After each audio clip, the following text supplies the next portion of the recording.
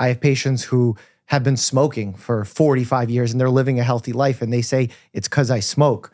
And obviously we laugh about it because we all agree that it's not true. So why did this one case move you so? Actually, let me stop you right there. Probably it's because he smoked that he's doing so well. Okay, we need to back up. How do we get there?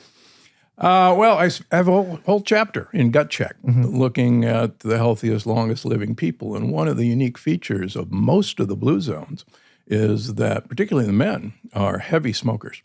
And the smoking, actually the nicotine in cigarettes, is one of the best mitochondrial uncouplers that's ever been discovered.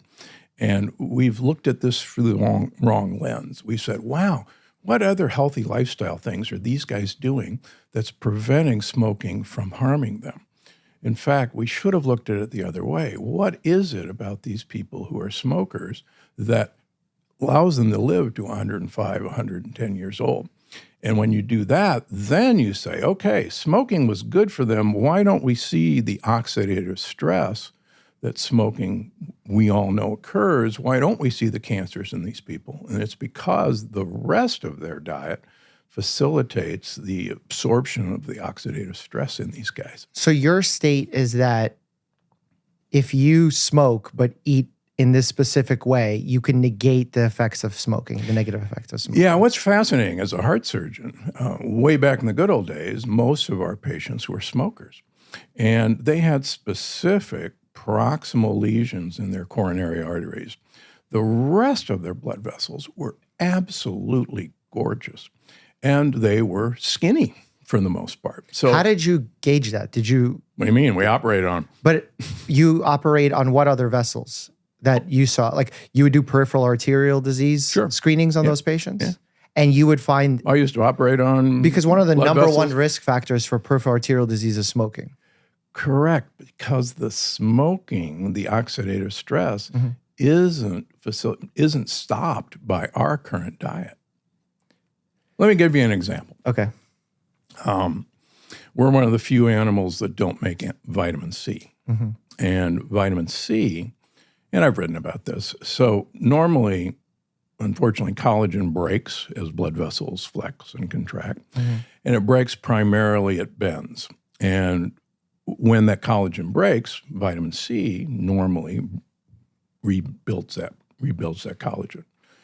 In smokers, they don't have vitamin C because the vitamin C has been used up in handling the oxidative stress.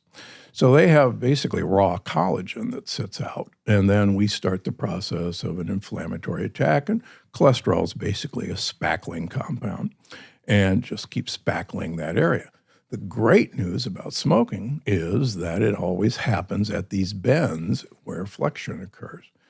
If, like these people in the blue zones who live a very long time as smokers, if you have huge amounts of vitamin C containing foods in your diet, and incidentally, olive oil doubles our own vitamin C production, which is kind of cool, then you mitigate those effects and you don't see the negative effects of smoking. You actually see the positive effects of nicotine.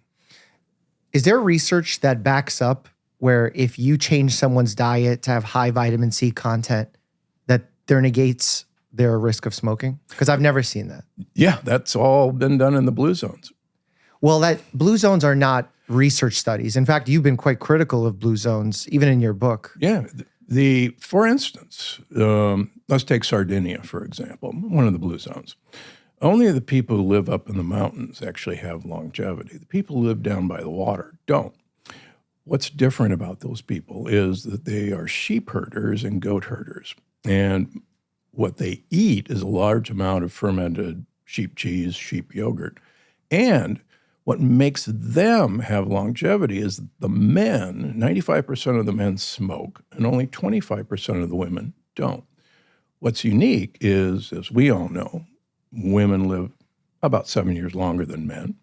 The men in Sardinia have 7-year longer lifespan than the women because they're smokers. That's what brings them up. That's an incredible conclusion to come to. Same with the Catawbans. But I'm saying, like, there's so many variables that influence one's life. How are you isolating the one? We have trouble isolating That's Anything one in piece. research. Look at the Catawbans. Stefan Lindenberg spent his lifetime studying the Catawbans in Papua New Guinea. They smoke like fiends. They've never had a documented case of a stroke or coronary artery disease. We don't have answers for everything. And in medicine, you're aware of this. As more evidence comes out, we update our changes thank in goodness. practice. We literally will take what we learned and we update our guidance.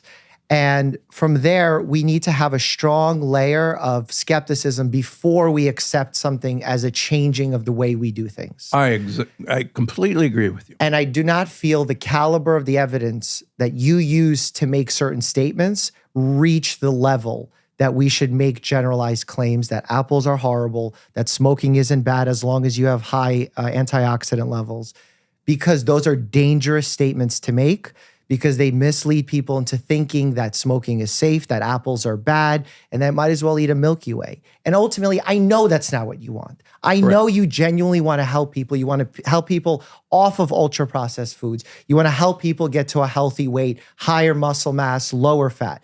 Those are the things you want. It's the mechanism by which, we're talking about mechanisms. The mechanism by which you chose to get here is very dangerous. And I'm telling you this because while you're an expertise with your patients, I'm an expertise at mass communication. I have 25 million subscribers of people who listen to every word I say and correct every mistake I make. And I could tell you how your information very confidently lands with them. And it doesn't land in the way you intend it to. And I just urge that in your upcoming books and the speeches that you make, just take that into consideration. Because when you make statements like apples are horrible, the worst thing you could do for your mitochondria is a fruit smoothie, it's not just taking a little bit of liberty with information. It's truly misleading people to make bad decisions for their health. So That's all I'll say. In every one of my books, I tell people, if you do not smoke, smoking is bad for you. But we should learn what is it in cigarettes. We should learn. That is a factor in these people who are long-lived. We should learn. Okay? That's what I'm saying.